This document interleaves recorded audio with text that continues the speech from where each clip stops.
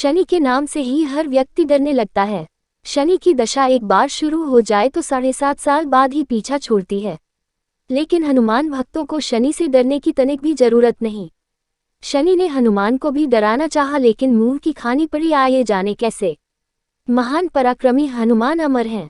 पवन पुत्र हनुमान रघुकुल के कुमारों के कहने से प्रतिदिन अपनी आत्मकथा का कोई भाग सुनाया करते थे। अब आप पर मेरी 7.5 की दशा प्रभावी हो गई है। मैं आपके शरीर पर आ रहा हूँ। शनिदेव को इस बात का तनिक भी ज्ञान नहीं था कि रघुनाथ के चरणाश्रितों पर काल का प्रभाव नहीं होता। करुणा निधान जिनके हृदय में एक क्षण को भी आ जाते हैं, काल की कला वहां सर्वथा निष्प्रभावी हो जाती है। प्रारब्ध के विधान वहां प्रभुत्वहीन हो जाते हैं। सर्वसमर्थ पर ब्रह्म के सेवकों का नियंत्रण संचालन पोषण प्रभु ही करते हैं। उनके सेवकों की ओर दृष्टि उठाने का साहस कोई सुर असुर करे तो स्वयं अनिष्ट भाजन होता है। शनिदेव के अग्रज यमराज भी प्रभु के भक्त की ओर देखने का साहस नहीं कर पाते। हनुमान जी ने शनिदेव को समझाने का प्रयत्न किया, आप कहीं अन्यत्र जाएं। ग्रहों का प्रभाव पृथ्वी के मरणशील प्राणियों पर ही पड़ता है। मुझे अपने आराध्य का स्मरण करने दें। मेरे शरीर में श्री रघुनाथ जी के अतिरिक्त दूसरे किसी को स्थान नहीं मिल सकता। लेकिन शनिदेव को इससे संतोष नहीं मिला। वो बोले, मैं सृष्टिकर्ता के विधान से विवश हूँ। आप पृथ्वी पर रहते हैं, अतः आप मेरे प्रभुत्व क्षेत्र से बाहर नहीं हैं। पूरे 22.5 वर्ष व्यतीत होने पर 7.5 वर्ष के अंतर से 2.5 वर्ष के लिए मेरा प्रभाव प्राणी पर पड़ता है, किंतु यह गौण प्रभाव है। आप पर मेरी 7.5 आज इसी समय से प्रभावी हो रही हो। मैं आपके शरीर पर आ रहा हूँ, इसे आप टाल नहीं सकते।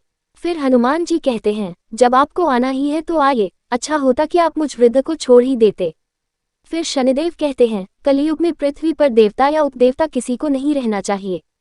सबको अपना आवास सूक्ष्म लोकों में रखना चाहिए। जो पृथ्वी पर रहेगा वो कलियुग के प्रभाव में रहेगा और उसे मेरी पीड़ा भोगनी पड़ेगी। और ग्रहों में मुझे अपने अग्रज यम का कार्य मिला है।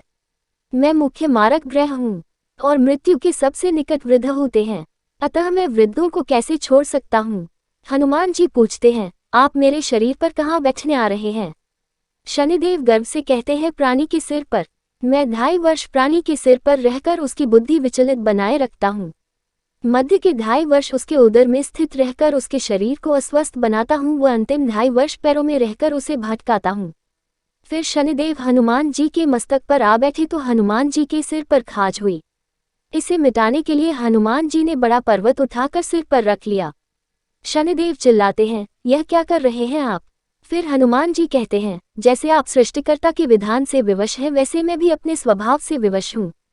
मेरे मस्तक पर खाज मिटाने की यही उपचार पद्धति है, और आप अपना कार्य करें और मैं अपना कार्य। ऐसा कहते ही हनुमान जी ने दूसरा पर्वत उठाकर सिर पर रख लिया। इस पर शनिदेव कहते हैं, आप इन्हें उतारिए, मैं संधि करने को तैयार हूँ। उनके इतना कहते ही हनुमान जी ने तीसरा पर्वत उठाकर सिर पर रख लिया तो शनिदेव चिल्लाकर कहते हैं, मैं अब आपके समीप नहीं आऊंगा।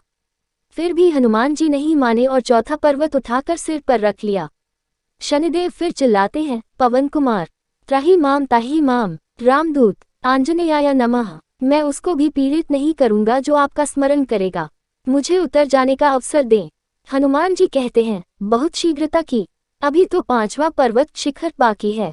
और इतने में ही शनि मेरे पैरों में गिर गए और कहा, मैं सदैव आपको दिए वचनों को स्मरण रखूंगा। आघात के उपचार के लिए शनिदेव तेल मांगने लगे। हनुमान जी तेल कहाँ देने वाले थे, वही शनिदेव आज भी तेलदान से संतुष्ट होते हैं।